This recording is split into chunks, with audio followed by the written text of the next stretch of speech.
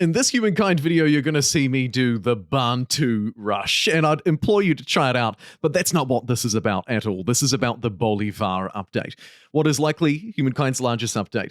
I'm going to tell you 5 new things we've found out, as well as release date, early access, and more.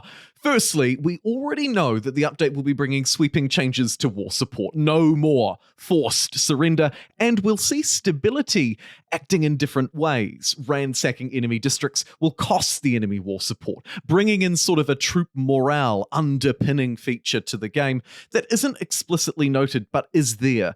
We also know that urban planning will be made easy, stability up front, infrastructures actually clearly displayed what they're doing among the UI, those many quality of life improvements accompanying a reformed war score and military system to bat. Here are, once you like the video, 5 new changes coming to this update, as well as when we can expect it and how we can expect it. First up, it's a wonderful world, and players who mod Humankind will already be familiar with this, but it is a fantastic change coming to Humankind game in the Bolivar update. Unique bonuses applied to each natural wonder.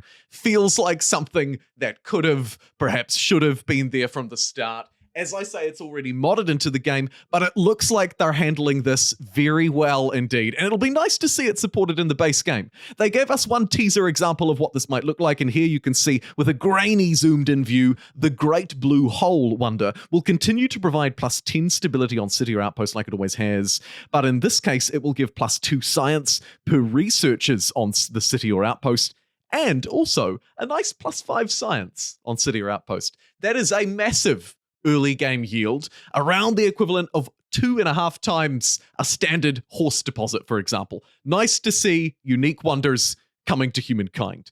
Next up, laws of the land. This is actually maybe even a more important change. This is huge. Basically, Humankind is about shaping civilization, human history. Civics are an important tool to guide that. Empire development, attitudes, ideologies, and policies is what this encompasses. And as you may already know, this existing civics tree is very hard to negotiate and navigate. Take a look as I zoom into the middle branch here. You can see all of the different winding paths that are required. 3 commons quarters, 3 market quarters to get political influence, for example. The difficulty goes on. And really, the thing that makes it the most difficult of all is that the game doesn't tell you how to get them. There's this sort of rarity to them, this complete unknown. How do I get a civic? How do I even unlock the next civic, right? What are the prerequisites?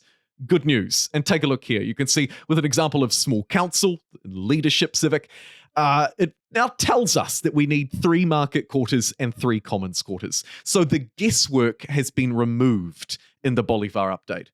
My God, that is a welcome change of pace. Really, really brilliant. Nice to see that coming into the game. And another very powerful change, as if you thought this wasn't enough. AI through the ages. This one might have the most significant impact on the meta game, with some changes that they've told us here, particularly at the end of this text, that are really impactful. Basically, the idea here is that the AI falls behind the player in later stages of the game. Yes, absolutely, I can vouch for that. And sometimes does, and they go on to say perhaps a little too well, performs very strongly in the early game. That is absolutely true.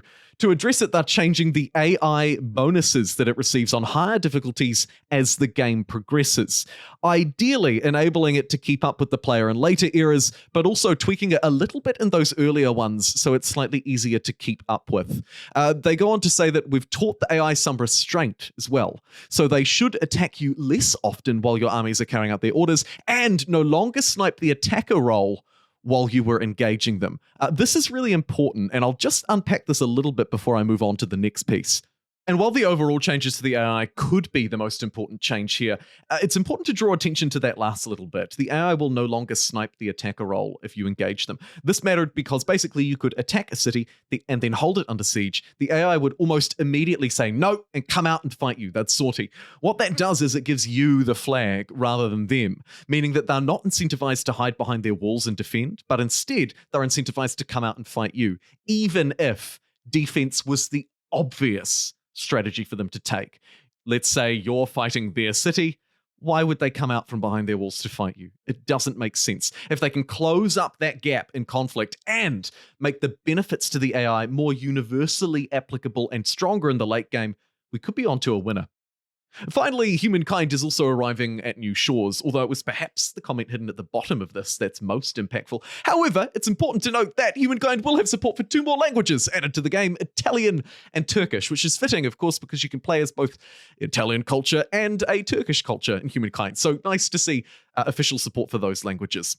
Now I'd like to talk about what the Bolivar update has as a whole across my last 3 videos, and then when we can see it and how we can play it. So, we know that there's been some changes, or there will be some changes to that war support. That voluntary forced surrender is out the window, but it will cost you likely stability instead. You can force your troops to keep fighting, but you'll pay for that in stability terms. Same goes for changes to ransacking and for fighting troops in an open field, now worth less than taking a city. Overall, there's sweeping changes here at the higher level to stability. We can see that play out as well in these closer look at the victory conditions and how stability is factored in. War support changes after a battle is now based on the losses of each side, for example, bringing in that morale element that I hinted at earlier on. Again, not an explicit game mechanic, but you can see how it's being teased into the game, using stability and strength and war support as its tools to drive it. Speaking of stability as a tool to drive it, you can see they've done something very clever here by bringing in changes to the UI as well. Unstable beyond measure, they're changed now, providing a dedicated space for stability to be displayed outside of the 0 to 100% tooltip. You'll now get a specific measure. That will matter even more, right? Having good information and having stability presented up front will matter in the Bolivar update because, as I've already discussed, it's going to be playing, I suspect, a more important role, a more nuanced role in providing your troops with this sort of phantom morale, keeping them fighting, keeping wars going, or defending. We can see a picture being painted. It's supported even more by the overall UI changes, the quality of life improvements, things like being able to change the appearance of your administrative centers, a small thing, to having reloaded support for mods so that the game will remember. Here we see improvements not just around quality of life, but around control as well. Control over what your game looks like, the language perhaps that it's presented in, how your mods load in, bundled in with those powerful UI changes to make the game more upfront and easy to use, like the ones that reveal infrastructure yields, and, of course, they've taken their aim at the AI as well in an attempt to make it stronger and to try and close those loopholes that were easy for players to take advantage of. I've taken advantage of the AI running out to try and get the flag and stupidly attacking me many times. So then we know what the update's about. The question is when and how, and they actually gave a teaser, a whomper of a teaser, after talking about the game arriving on new shores. Here you can see the Bolivar update will release around the middle of June. So there we go. We have a release date for all of these changes that I've covered on the channel, from war support to stability to quality of life improvement and giving players more control over the game experience. It's arriving next month, okay? Just to be really clear, because I get asked this a lot. All of these changes are arriving next month, alongside more that I haven't even discussed. A luxury resource distribution setting is one example of how they're giving us more control. We'll now be able to choose between having luxury resources clustered or spread out far and wide. That will make map balancing hopefully much better for our community multiplayer sessions as well as my single player game. One more nugget of absolute wisdom that was buried in that comment, though. Not only did they say that the Bolivar update will release around the middle of June, but crucially, they also say, and I'll quote this verbatim, "You might still want to keep an eye on our news, though, as there might be a chance to try this update before its official release." Official release? I'm going to leave that in. What they're saying here is, if I were to read between the lines and make a, shall I say, educated guess, it seems like we'll receive a beta testing version of this game to play on Steam. Now, you will have seen beta test versions if you're a fan of Humankind, and you have been for a long time. This is a style that they used to take earlier on, where some patches really changed the structure of a game. I remember back last year when they were messing around with adjacency bonuses and whether like-for-like districts should support each other with a positive adjacency, or wear away at each other with a negative adjacency. And there were also changes around stability and all sorts of other things. They beta tested that one because it was very significant and it had lots of balance implications. This one, again, a little bit of guesswork, but reading between the lines here, they're fairly well-defined lines. Sounds like we'll be receiving a beta version of this update to play and try. You can download it on Steam. Other platforms have experienced some delays, both with their updates and overall support, so I'm not sure if you'll get to see that, but if you're playing the Steam version, we should see a beta that we can opt into. They were usually opt-in updates to taste this update earlier on and maybe experiment a little bit around with the balance to provide feedback to Amplitude, because so far so good.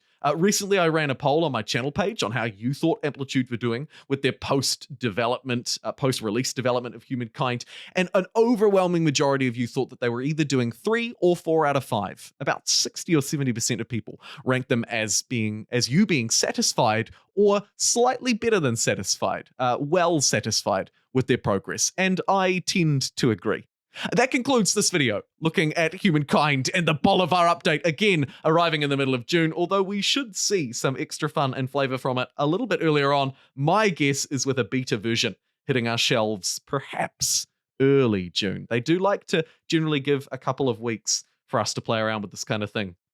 We'll have to see. Cross our fingers and hope for the best. Thank you very much for joining me in what has been a 3-part series covering the news and developments of the Bolivar update. I will, of course, be covering it live here on my channel when it releases. We'll jump into, hopefully, the beta version and test it out on stream.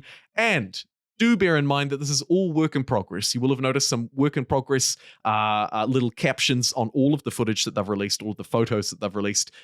This is still subject to change. I'll be watching the patch notes very closely as we move through the rest of this month and into June, and I'd encourage you to do the same. Thanks very much for watching. Links in the description for references in this video, and I'll see you next time.